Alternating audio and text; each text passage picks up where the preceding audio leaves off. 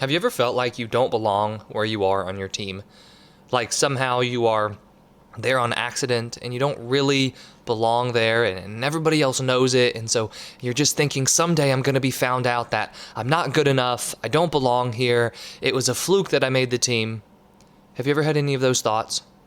That right there is what defines imposter syndrome in sports. So what I want to do with this video is go into a few different tips that you can use if you are experiencing imposter syndrome to try to manage this for yourself.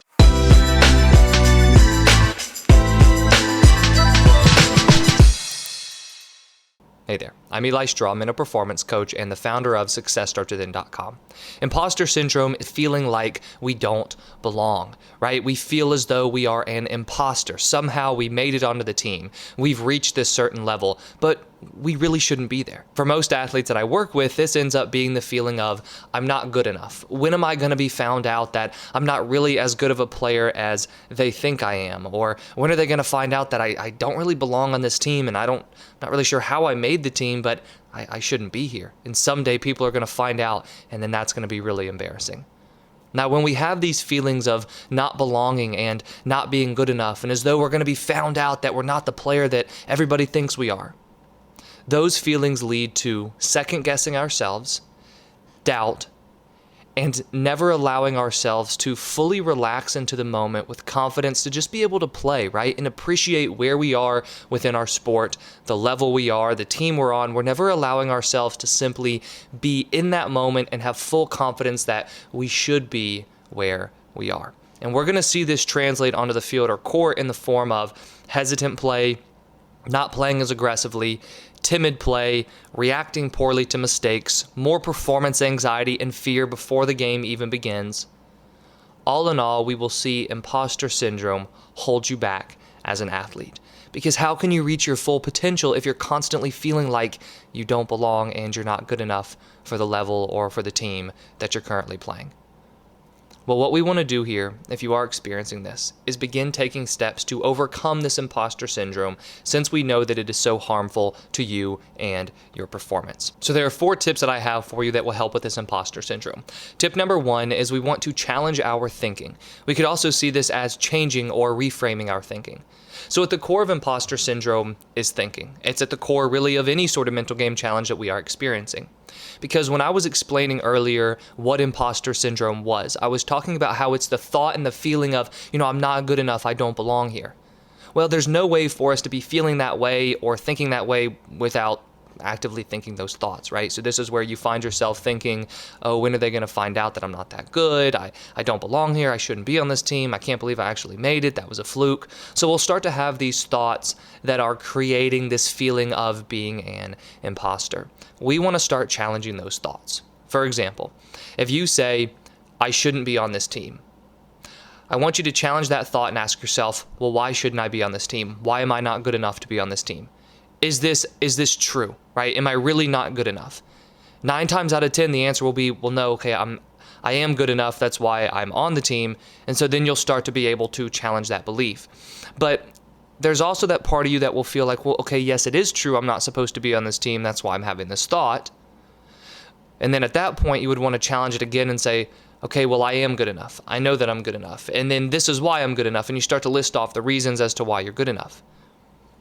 But when we begin to recognize the thinking that we're having that is creating this imposter syndrome, so we are identifying the doubtful thoughts that we have, the thoughts that are focused on why we're not good enough, the thoughts that are focused on why we don't belong where we are, we can begin to then challenge those thoughts and change them. Start to have more confident thinking, start to have thoughts that are more, focused on why we can succeed and why we should be where we are within our sport. But we have to first challenge those thoughts. Our thinking will very rarely change on its own. Sometimes something external will happen and it will influence us and cause us to change the way we think. But for the most part, if we have a negative pattern of thinking, which imposter syndrome is the result of a negative pattern of thinking where you're focused on why you don't belong where you are. If we have that negative pattern of thinking, we have to step in and change it. And so that's what you want to do first. You want to challenge this thinking, make it more positive, make it more confident, and constantly ask yourself, is this really true, or is this simply a thought based in fear? The second tip that I have for you is to focus on your strengths. So if we're wanting to have more confident thoughts about ourselves, if we're wanting to focus more on why we can succeed, why we should be where we are, we have to focus on our strengths. So this is where you can make a list of the things that you do well as a player. If you're currently experiencing imposter syndrome, I'm going to imagine that you spend a lot of time focusing on your weaknesses, focusing on why you shouldn't be where you are, why you don't belong, why they're going to figure out that you're not as good as you are, right? They're going to identify all the different things that you don't do well. If you're spending that much time thinking about your weaknesses, you're not giving a lot of attention to your strengths. If you want to play with confidence on game day, you have to know what you do well, which means you have to have already identified your strengths and you need to be reflecting on them. So make a list of the things you do well. Make a list of those strengths for yourself. Identify them and then focus on them. Before practices, read over that list. Before games, read over that list. When you are challenging your thinking, like the last tip that I discussed, make sure that you are challenging your thinking and then reminding yourself of the things that you can do well, so reminding yourself of those strengths. But right now, if you currently feel like you're not good enough, you're dwelling more on the things you don't do well. We've got to get you to change that. We've got to get you to focus on what you do well, which are the strengths of your game. Tip number 3 is you want to set process goals for practices or games. When we are dealing with imposter syndrome, most of our thinking will be about the results of our performance. The reason it'll be about the results is because if we are afraid of getting found out, we will be so focused on not screwing up. If we want to prove that we're good enough to be where we are, we're going to be focused on trying to force a good performance. But when we try to force a good performance, or we're so focused on not screwing up, we are thinking about the result. And when we think about the result of our performance, that leads to more fear, tension, anxiety, perfectionism, self-doubt, just all these different unhelpful ways of thinking in the moment. If you want to move past this imposter syndrome, you want to ask yourself, well, how would an athlete who fully believes that they belong where they are think? Well, they would be thinking about, how do they improve today? What do they need to be working on today? If it's a game, what do they need to be focused on in order to perform well? Those are known as process goals. What are you trying to focus on in practice or training today? What are you doing to get better? Instead of thinking that you need to go out there and not make mistakes, otherwise you'll be found out, and instead of thinking you need to prove yourself to your coaches and your teammates and prove that you belong there, let's focus instead on what you need to work on that day. How are you going to go out there and become a better player today? Then the same thing is true for a game. What kind of process goals can you set for a game that will keep your attention on what you can control instead of focusing on the result of the performance so much? Because we know that if you focus on those process goals, if you focus on what you can control, that will lead to that result that you actually want. And then the 4th tip that I have for you is you have to be careful how you are responding to mistakes. If you're currently dealing with this imposter syndrome, again, you're going to be thinking, okay, when am I going to be found out, right? I don't belong here. If that's the case, it'll be natural to become hypercritical and hyper aware of the mistakes that you make. So this is where after games and after practices, you go back and you nitpick and you evaluate your game and you start to identify the mistakes, and then you beat yourself up over those mistakes and you think, oh wow, everybody saw that. Now they're going to think that I'm not good enough because I made that mistake. And then this further fuels that cycle of imposter syndrome and negative thinking. What we want to begin doing is responding to mistakes productively.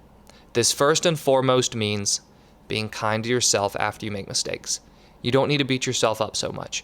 If you deal with imposter syndrome, you already are self-critical. It's not as though you're going to pretend like the mistakes didn't happen. So you have to come at this with a little more self-compassion, where you're not beating yourself up quite as much when you do make those mistakes. And then what you want to do is you want to begin productively thinking about mistakes. Now, this is something I talk to all the athletes I work with in one-on-one coaching about, because we need to make sure that we are looking at the things we do wrong in a way to learn from them and improve, instead of in a way to validate why we weren't good enough that day. And this is a huge shift in our mindset, right? Because it's natural to say, oh, I made these mistakes. That's why I'm not good enough today. That's why I suck today. But that's not doing anything to help you get better. But instead, if you say, okay, I did make this mistake today, you look at it in more of an objective way, and then you ask yourself, all right, well, how am I going to work on this tomorrow? Or how will I try to improve upon this before my next game? Now, all of a sudden, we're starting to create momentum where we're actually improving and learning from those mistakes that we made, instead of having the mistakes be a reason to further validate this imposter syndrome. So if you are dealing with imposter syndrome, it's something that we have to start working on managing and overcoming, because imposter syndrome will do nothing but continue to cause you to play with doubt, hesitation, anxiety, fear, and overall, it'll cause you to underperform. So if you are currently dealing with it, let's make sure that we challenge that thinking. Let's make sure that we focus on our strengths, set process goals, and then lastly, really pay attention to how you are responding to mistakes and try to do so in more of a productive way. I hope you enjoyed this video, and if you did, please hit that like button and subscribe if you haven't already. I put out new videos each week on sports psychology and mental training. And if you have any questions about this video or would like me to cover any other sports psychology topic, please let me know in the comments below. Thank you for watching, and I wish you the best of success in all that you do.